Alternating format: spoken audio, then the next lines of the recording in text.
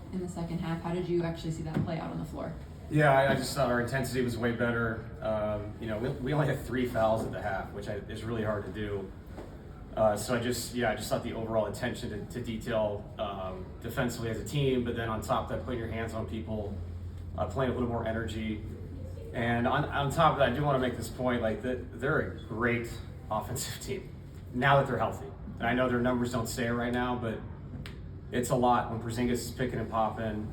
What Jalen Johnson is, triple-double at the half. I mean, this is not who they've been with the injuries in and out and all those things. So just an overall much better attentive defensive energy in the second half. And, it led to the runs that we made and got us back in the game. And it's another example of how long NBA games are. Jamal can be a really good timely defender, it seems like, in certain spots. Just what did you see on those big plays that he made the last 2 defensive possessions, really? Yeah, no, he does. You're right. And I also think there's a certain respect that has to be given to the fact that he has the ball all the time. And to have 12 assists in the second half is a testament to him making the right play over and over. And then you couple that with the late defensive plays, battling in the post when we switched down the line 1 through 5.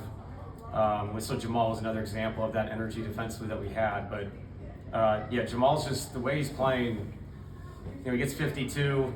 You think you're going to come out and shoot 25 times, why not? He goes 8 for 16 instead and gets 23 and 12 and 5 and just kind of takes whatever the game is giving him. Found Nicole in the pocket countless times, which led to wide open shots or, finishes at the rim. So Jamal's, he's playing as good as anybody right now.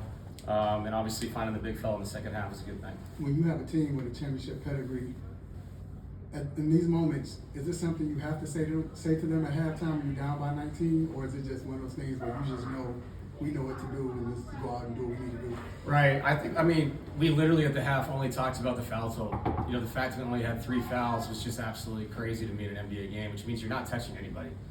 And with the way we've been scoring the ball, we didn't shoot the ball well in the first half. And so I knew we could walk the game down. To your point, we've had experiences. We've been in a lot of games like this. And I just thought the energy, once we got it under 10, now it's a real game. And I knew we could get there. And obviously Big Flow is really special what he did in the second half. And so, there is some of that. I think also, again, like everybody knows in here, that these games are so long. There's always a chance to make a run. And the way we shot the ball in the second half with Tim and Cam and Jamal, coupled with Nicole, what he did, and then the team defensive energy, at least to giving yourself a chance. And I give them a lot of credit. We get up 11-12 there in the fourth. That's a back-breaking run that we made, and they come right back at us and make a run. So it says a lot about their team too, and what Coach Snyder, what he's doing here. You talked about being more aggressive at halftime. You only had the 3 fouls. What does it say about you, your coaching staff, and the team that you have running, that if the leaders don't buy into that, and they say, "Oh, relax, coach, it's just another game, it's game 20, whatever. But the way they came out, and especially Joker, I thought led the way. When I saw him on the free throw line instead of back, when we were shooting free throws, I said, uh-oh, something's changed. Right, the overall intensity, like you said, and I think so far this year, and you have ups and downs emotionally as a team, this team has had 0 excuses. I've talked about the schedule, it's been tough, it's led to some weird nights, especially at home. But this is what we're doing right now on the road. It's really impressive. It speaks to a veteran team, professional team. And to your earlier question, how you walk a game down, there's a lot of ways to win these games. Right now we're scoring, and every night we're scoring. But we have to have these defensive segments where we flip the game, and we feel like we're playing downhill. I thought in the first half they played so fast. It just felt like we were back on our heels, which leads to no physicality, which leads to drive and kick, and everybody's feeling good about themselves. So I just thought everybody kind of looked at themselves at halftime and said, we don't have to yell at each other here, just got to play a lot better, and we did.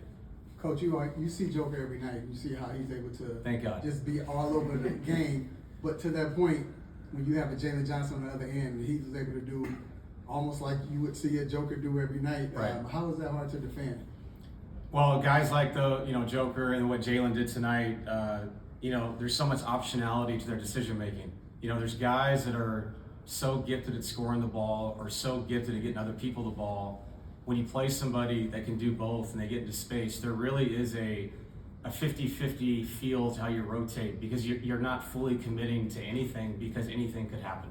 And with his size, Jalen, and the way he handles the ball and the way he wants his teammates to touch the ball, his future is so bright. And I love the offense are running for him. It reminds me of things we try to do with Nicola, where he's not a position, he's a hub, and you play through him. He's going to make his teammates better. So Jalen's really special player. I wish he hadn't come back tonight, but obviously he did, and his numbers are outrageous. Just to your point, sort of about emotional ups and downs of the season, one form of that you guys have not really seen close to at all has been trailing by a ton of points in a game. You just have not been in positions where teams are threatening to blow you out even. When they're making everything that they're making, just is there value in kind of seeing how the bench, how the huddles can respond to those situations and try to keep playing through it?